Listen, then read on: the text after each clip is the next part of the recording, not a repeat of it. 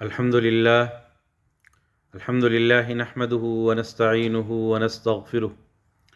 ونؤمن به ونتوكل عليه ونعوذ بالله من شرور أنفسنا ومن سيئات أعمالنا من يهده الله فلا مضل له ومن يضلله فلا هادي له ونشهد أن لا إله إلا الله وحده لا شريك له ونشهد أن سيدنا ومولانا محمدا عبده ورسوله اما بعد فاعوذ باللہ من الشیطان الرجیم بسم اللہ الرحمن الرحیم یا ایہا الناس کلوا مما فی الارض حلالا طیبا ولا تتبعوا خطوات الشیطان انہ لکم عدو مبین۔ صدق اللہ العظیم۔ شروع اللہ کے نام سے کہ جو بڑا مہربان نہایت رحم فرمانے والا ہے۔ سورہ بقرہ کے اندر اللہ رب العالمین نے ارشاد فرمایا کہ اے لوگو، جو کچھ بھی زمین کے اندر حلال اور پاکیزہ مال تمہیں حاصل ہو اس کو کھاؤ،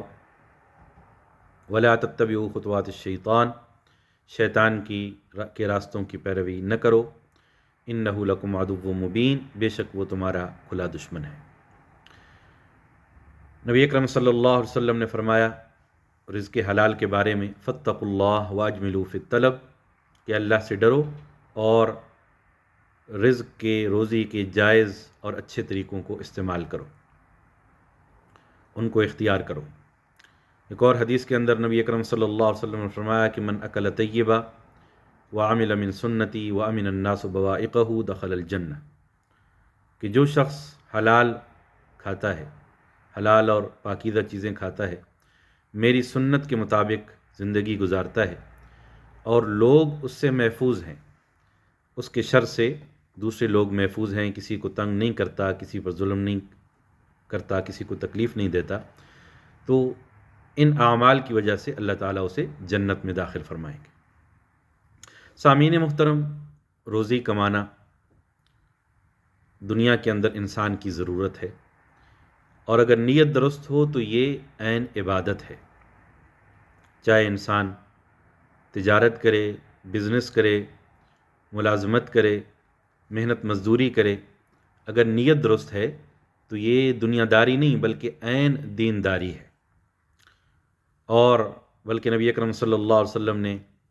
ایک حدیث مبارکہ کے اندر صحابہ کرام کو فرمایا کہ ایک نوجوان جو بڑا صحت مند تھا، صحابہ کرام کا خیال تھا کہ یہ اپنے آپ کو عبادت کے لیے وقف کر دیتا تو کیا ہی اچھا ہوتا۔ تو نبی اکرم صلی اللہ علیہ وسلم نے فرمایا کہ اگر یہ روزی کمانے کے لیے اس لیے جا رہا ہے کہ اپنے والدین کی مالی خدمت کرے تو یہ شخص اللہ کے راستے کے اندر ہے۔ اگر یہ اس لیے روزی کمانے کے لیے جا رہا ہے کہ اپنے بیوی بچوں کی کفالت کرے تو یہ اللہ کے راستے کے اندر ہے، فہو فی سبیل اللہ۔ اور اگر یہ اس لیے روزی کما رہا ہے، اس کے لیے کوشش کر رہا ہے کہ کسی کو محتاج اسے نہ ہونا پڑے اور اسے مالی کفالت جو ہے وہ نصیب ہو جو ہے، اور اس وجہ سے وہ روزی کما رہا ہے تو پھر بھی اللہ کے راستے کے اندر ہے۔ ہاں، اگر اس لیے دولت کمانے کے لیے جا رہا ہے کہ اس سے دولت کی نمائش کرے، تکبر کرے اور اس کی وجہ سے دوسروں کو حقیر سمجھے تو اب یہ شیطان کے راستے کے اندر ہے۔ تو گویا روزی کمانا عین عبادت ہے، بشرطے کہ اس کا طریقہ ٹھیک ہو اور اس کے پیچھے نیت جو ہے وہ درست ہو۔ تو آج کا درس اسی موضوع کے اوپر ہے۔ سب سے پہلے ہمیں یہ چیز ذہن کے اندر رکھنی چاہیے، یہ ایمان رکھنا چاہیے کہ روزی عطا کرنے والی ذات، رزق دینے والی ذات وہ اللہ تعالیٰ کی ہے، اور روزی کا مالک اللہ تعالیٰ ہے۔ ان اللہ هو الرزاق، قرآن مجید کے اندر فرمایا گیا کہ بے شک اللہ تعالیٰ ہی رزاق ہیں، روزی دینے والے ہیں۔ وما من دابۃ فی الارض الا علی اللہ رزقها، جتنی بھی جاندار چیزیں ہیں ان کی روزی کا ذمہ اللہ نے خود اٹھایا ہے۔ اب دنیا کے اندر اگر ہم دیکھیں کہ لوگ بھوکے مر رہے ہیں یا ان کے پاس رزق نہیں، تو اس کی وجہ یہ نہیں ہے کہ اللہ نے کم رزق آسمان سے بھیجا ہے یا کم رزق پیدا کیا ہے، بلکہ اس کی وجہ یہ ہے کہ ایک ایک آدمی 1-1 کروڑ لوگوں کے برابر رزق اس کے پاس ہے، لیکن دوسروں پر خرچ نہیں کر رہا، زکوٰۃ تک نہیں جو ہے وہ نہیں دے رہا۔ تو اگر ہم اللہ پر جب ایمان رکھتے ہیں تو اللہ کے دیے ہوئے مالی نظام پر بھی عمل کریں تو دنیا کے اندر بھوک ختم ہو جائے۔ ہر آدمی اگر اہتمام کے ساتھ، پابندی کے ساتھ، دیانتداری کے ساتھ زکوٰۃ دے تو دنیا کے اندر کوئی بھوکا جو ہے وہ نہ سوئے۔ لیکن بدقسمتی سے ہم اس حکم پر عمل نہیں کرتے، جس کی وجہ سے ہم دیکھتے ہیں اور کہ یہ افراط و تفریط بھی ہمیں نظر آتی ہے کہ ایک آدمی مال کے اندر بہت اس نے کما لیا جائز ناجائز طریقے سے، اور دوسرا جو ہے وہ بنیادی چیزوں کو جو ہے وہ ترس رہا ہے۔ تو اس میں قصور جو ہے وہ ہمارا اپنا ہے کہ ہم اس چیز کو فالو نہیں کر رہے جو اللہ تعالیٰ نے ہماری بہتری کے لیے وحی کی صورت کے اندر جو ہے وہ اتاری۔ تو ایک آدمی نے نبی اکرم صلی اللہ علیہ وسلم سے قرض کی شکایت کی تو آپ صلی اللہ علیہ وسلم نے کچھ آیات بتائیں۔ سورہ آل عمران کے اندر آیت نمبر 26 اور 27، قل اللہم مالک الملک تؤتی الملک من تشاء وتنزع الملک ممن تشاء وتعز من تشاء وتذل من تشاء بیدک الخیر انک علی کل شیء قدیر تولج اللیل فی النہار وتولج النہار فی اللیل وتخرج الحی من المیت وتخرج المیت من الحی وترزق من تشاء بغیر حساب، کہ اقتدار دینے والی چیز، ملک عطا کرنے والی چیز وہ اللہ تعالیٰ کی ہے۔ اے اللہ تو جس کو چاہے سلطنت عطا کرے اور جس کو چاہے وہ جو ہے وہ چھین لے، جس کو چاہے عزت دے اور جس کو چاہے عزت چھین لے، اور تیرے اندر ساری ہاتھ کے اندر سارا اختیار اور بلائی ہے، اور تو ہی ہر چیز پر قادر ہے۔ تو دن کو رات میں اور رات کو دن میں بدلتا ہے، اور زندہ سے مردہ اور مردہ سے زندہ کو جو ہے وہ نکالتا ہے۔ وَتَرْزُقُ مَن تَشَاءُ بِغَيْرِ حساب، اور جس کو تو چاہے بغیر حساب کے رزق جو ہے وہ عطا کرتا ہے۔ تو روزی دینے والی ذات اللہ تعالیٰ کی ہے،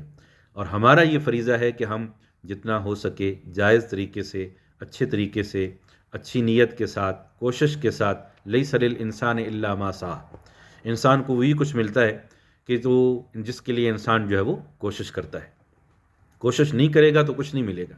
نبی اکرم صلی اللہ علیہ وسلم نے اسی توکل کو کے بارے میں فرمایا، لو انکم تتوکلون علی اللہ حق توکلہ لرزقکم کما یرزق الطیر، کہ تم اگر اللہ پر ایسے توکل کرو جیسے توکل کرنے کا حق ہے، تمہیں ایسے روزی عطا کرے گا جیسے پرندوں کو دیتا ہے۔ یغدو حماسا و تروح بتانا، خالی پیٹ نکلتے ہیں اور شام کو، صبح خالی پیٹ نکلتے ہیں اور شام کو بھرے ہوئے پیٹ کے ساتھ جو ہے وہ واپس آتے ہیں۔ تو یہ ہمارا ایمان بھی ہونا چاہیے، اور پھر اللہ تعالیٰ نے جو اس کے لیے ہمیں ہدایات دیں، نبی اکرم صلی اللہ علیہ وسلم نے جو رہنمائی فرمائی، ان کو اختیار کرتے ہوئے انسان روزی کے جائز اور اچھے طریقوں کو جو ہے وہ استعمال کرے، اور اس کے نتیجے کے اندر برکات ہوں گی۔ رزق حلال بہت ساری برکتیں بھی لاتا ہے انسان کی ذات پر،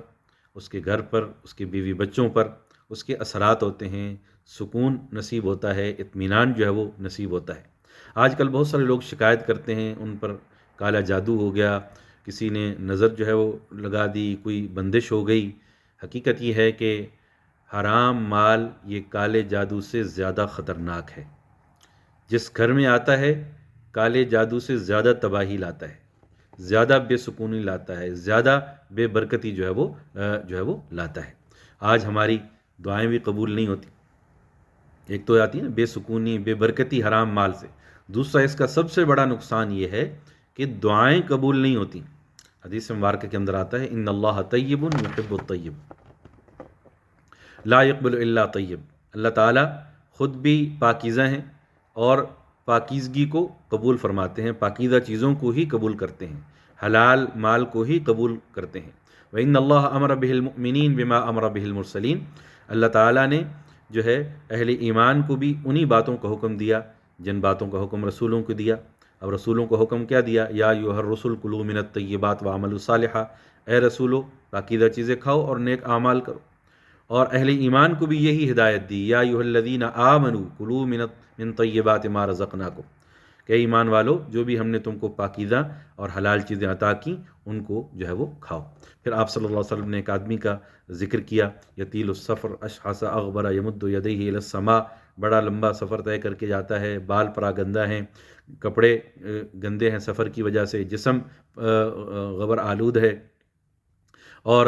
غبار آلود ہے، اور وہ آسمان کی طرف ہاتھ اٹھا کر دعا کرتا ہے، یا رب یا رب یا رب، مطعمہ حرام مشربہ حرام ملبسہ حرام وغذی بالحرام فأنی یستجاب لذلک، لیکن حقیقت یہ ہے کہ اس کا کھانا حرام، اس کا لباس حرام، اس کا پینا حرام، جو ہے اس کی غذا حرام، فأنی یستجاب لذلک، تو اس کی دعا کیسے جو ہے وہ قبول کی جائے؟ تو یہ بنیادی رکاوٹ ہے ہماری دعاؤں کے قبول نہ ہونے کے اندر، اور پھر اس کے اثرات بھی ہوتے ہیں، اعمال پر بھی اثر پڑتا ہے، جیسے قرآن کے اندر ہے نا کہ کھاؤ پاکیزہ چیزیں اور نیک اعمال کرو، تو اس کی تفسیر کے اندر مفسرین لکھتے ہیں کہ حلال کھانے سے اعمال بھی پھر اچھے صادر ہوتے ہیں، اور حرام کھانے سے پھر کرتوت اور گناہ بھی اسی طرح جو ہے وہ صادر ہوتے ہیں۔ تو اسی طرح سعد بن ابی وقاص رضی اللہ تعالیٰ عنہ جو عشرہ مبشرہ میں سے ہیں، وہ نبی اکرم صلی اللہ علیہ وسلم سے ایک دفعہ انہوں نے درخواست کی، یا رسول اللہ دعا کیجئے کہ میں مستجاب الدعوات بن جاؤں، مجھے کوئی ایسا طریقہ بتائیں کہ میں مستجاب الدعوات بن جاؤں، میں جو دعا کروں وہ قبول ہو جائے۔ تو نبی اکرم صلی اللہ علیہ وسلم نے فرمایا کہ اے سعد، اپنے کھانے کو حلال کر لو، تم مستجاب الدعوات بن جاؤ گے، تمہاری دعائیں قبول ہوں گی۔ حلال کھانا شروع کر دو، حلال کھاؤ، پاکیزہ چیزیں کھاؤ، اس کے نتیجے کے اندر اللہ تعالیٰ تمہاری دعاؤں کو قبول فرمائیں گے۔ اور پھر آگے اسی حدیث کے اندر فرمایا کہ جو بندہ ایک لقمہ حرام کا کھاتا ہے، اللہ تعالیٰ اس کی 40 دن کی عبادت کو قبول جو ہے وہ نہیں فرماتے۔ تو آج دیکھتے ہیں نا ہمارے یہاں دعاؤں کی کمی نہیں ہے، ہم ہزاروں دعائیں کرتے ہیں، ہر نماز کے بعد جمعے کے اندر امام صاحب دعا کرتے ہیں، سب لوگ لاکھوں لوگ روز دعائیں کرتے ہیں، کروڑوں لوگ جو ہے وہ دعائیں کرتے ہیں، اور جمعے کے اوپر دعائیں ہوتی ہیں، حج عمرے کے اوپر دعائیں ہوتی ہیں، اور اسی طرح باقی جو ہے وہ مواقع پر دعائیں ہوتی ہیں۔ تو یہ دعائیں کدھر جاتی ہیں؟ حالانکہ اللہ تعالیٰ نے فرمایا ادعونی استجب لکم، مجھ سے دعا کرو میں تمہاری دعا قبول کروں گا، سمیع قریب، I am listening and I am close to you, میں سن بھی رہا ہوں اور تمہارے قریب بھی ہوں۔ تو یہ دعائیں کدھر جاتی ہیں؟ اس وجہ سے کہ شاید کوئی وجہ ہے جو ان دعاؤں کے اندر رکاوٹ ہے، اور اس کی ایک بڑی وجہ وہ حرام کی کمائی بھی ہے، حرام کی کمائی کے اثرات بھی جو ہے وہ ہیں جو ہماری دعاؤں کے اندر جو ہے وہ رکاوٹ ہے۔ قرآن مجید کے اندر بالکل ایک سمپل اسٹریٹ فارورڈ ہدایت دی گئی، لا تأکلوا اموالکم بینکم بالباطل، do not eat each other's wealth unlawfully، ایک دوسرے کا مال ناحق طریقے سے جو ہے وہ نہ کھاؤ۔ اب یہ بہت سمپل ہدایت ہے،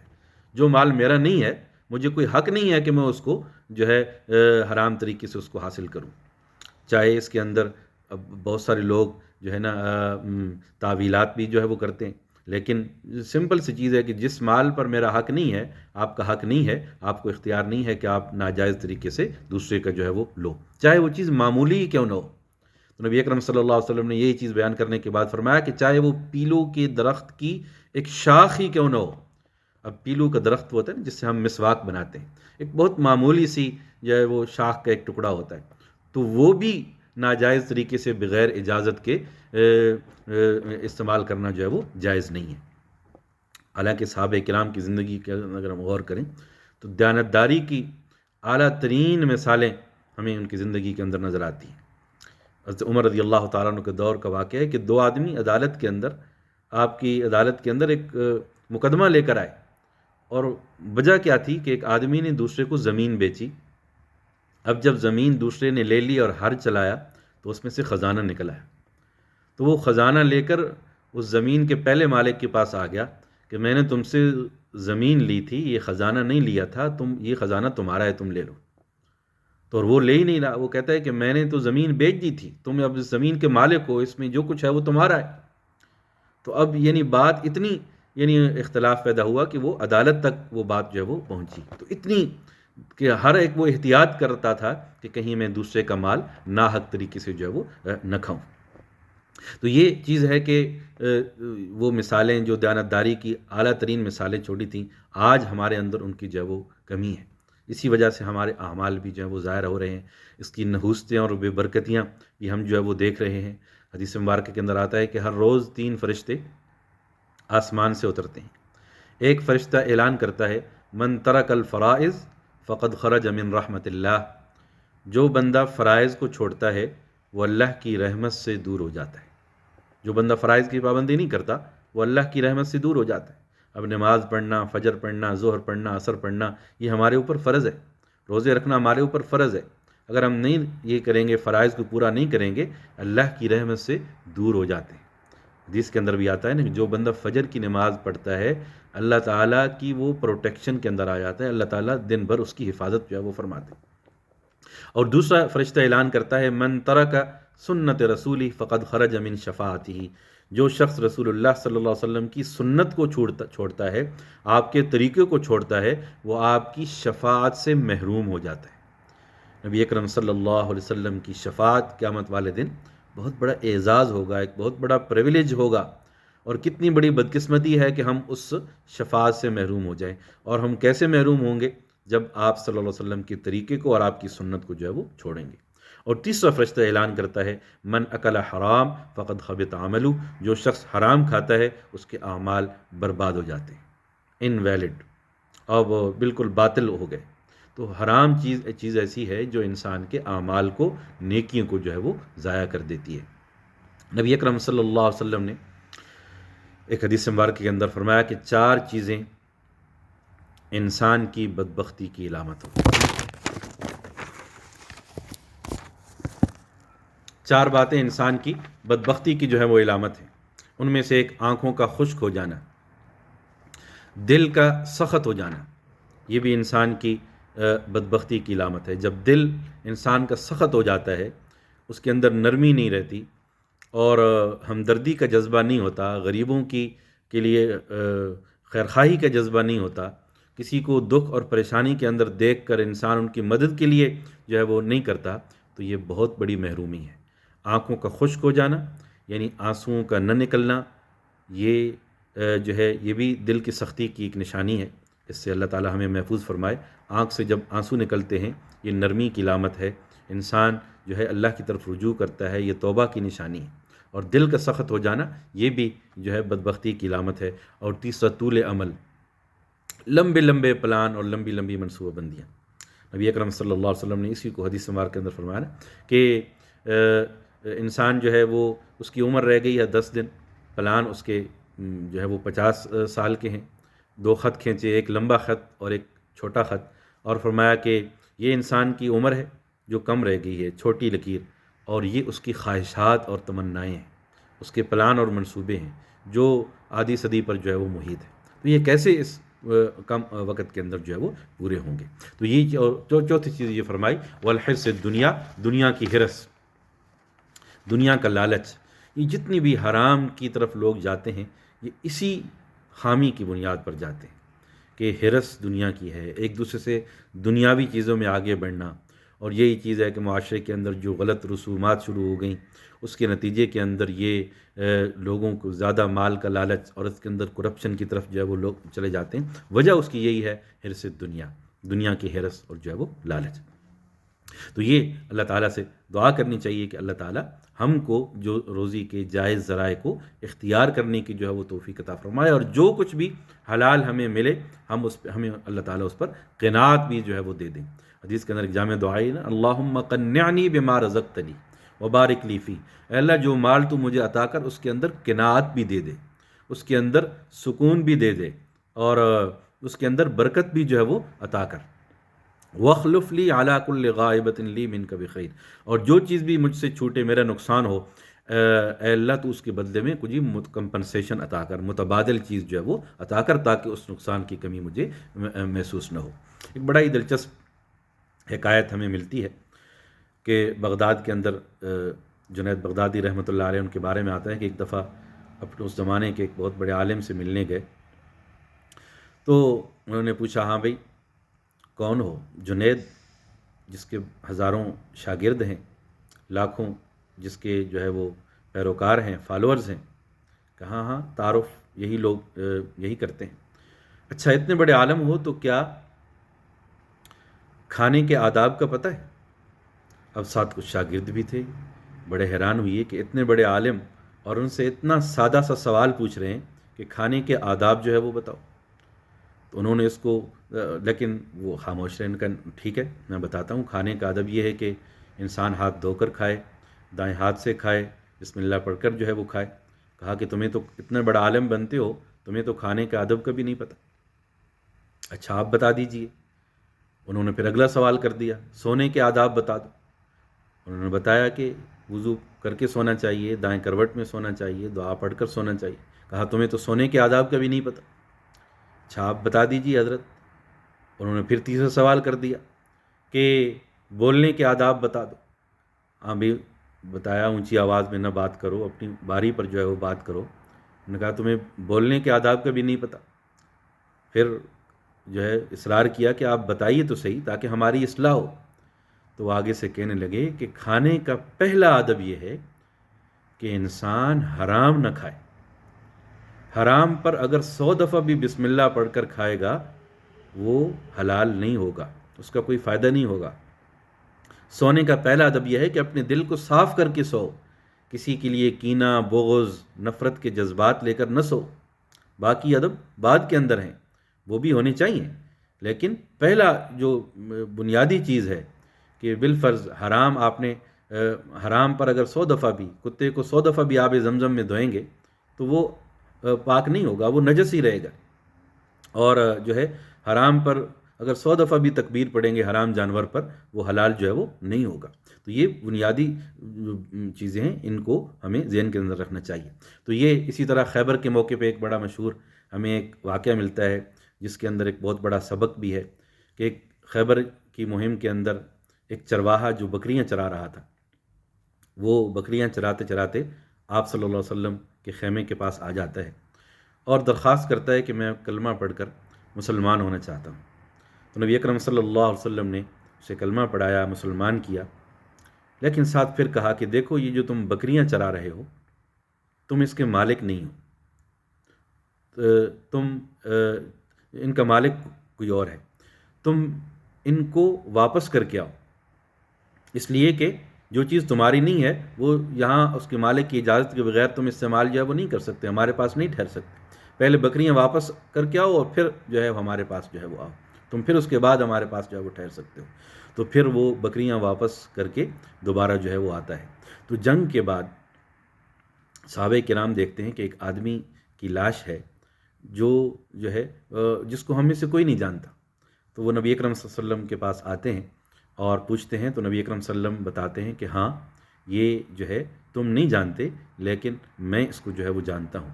یہ ایسا اللہ کا عجیب بندہ ہے کہ اس نے ایک نماز نہیں پڑھی، روزہ نہیں رکھا، زکوٰۃ نہیں دی، لیکن میں دیکھ رہا ہوں کہ اللہ کی جنت کے اندر ہے،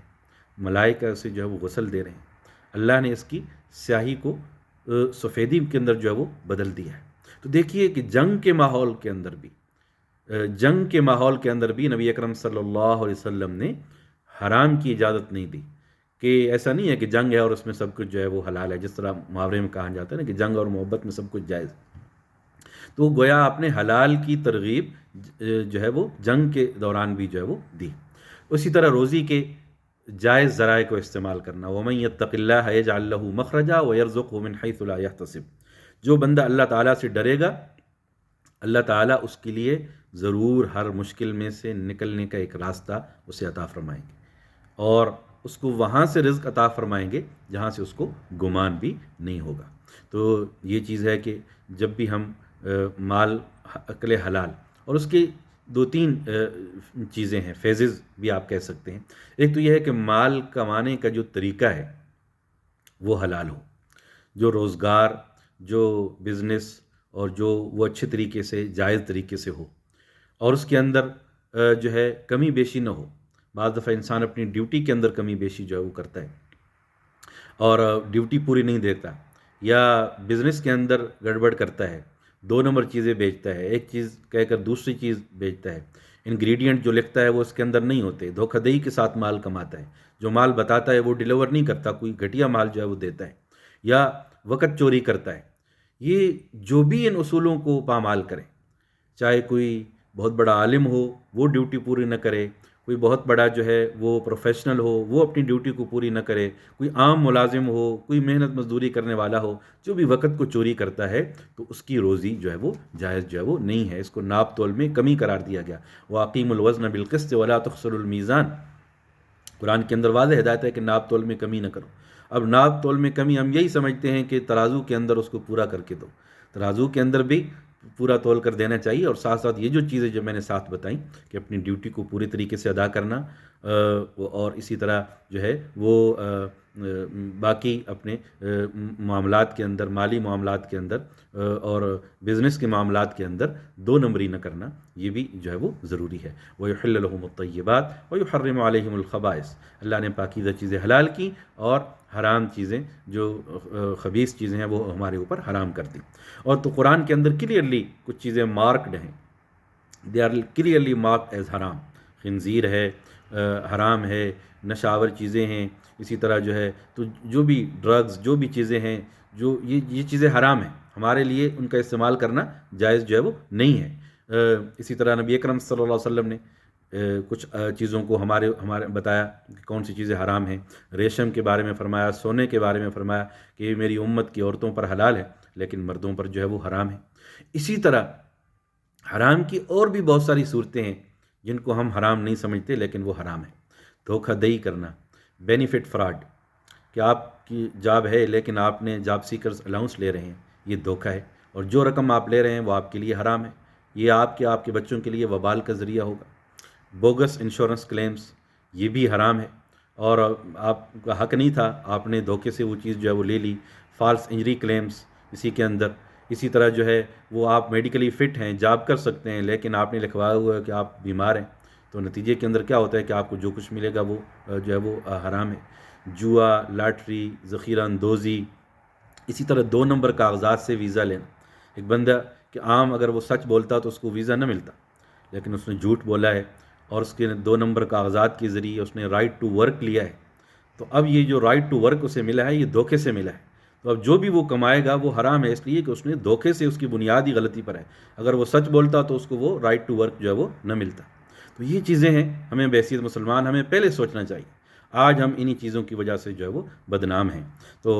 حالانکہ یہ چیز تو ہمارے دین نے بالکل پہلے دن سے واضح جو ہے وہ کر دی تھی۔ اللہ تعالی ہم سب کو عقل حلال کھانے کی، کمانے کی جو ہے وہ توفیق عطا فرمائے۔ اور اسی طرح جب آپ گوشت کی دکان پر جاتے ہیں تو ٹھیک ہے، پہلا ہمارا فرض ہے کہ ہم یہ میک شور کریں کہ یہ جو گوشت ہے یہ حلال ہے، جو بھی ہمارے اختیار کے اندر ہے، ایک ریزنیبل چیکس اس کے اندر ہم کر سکتے ہیں اور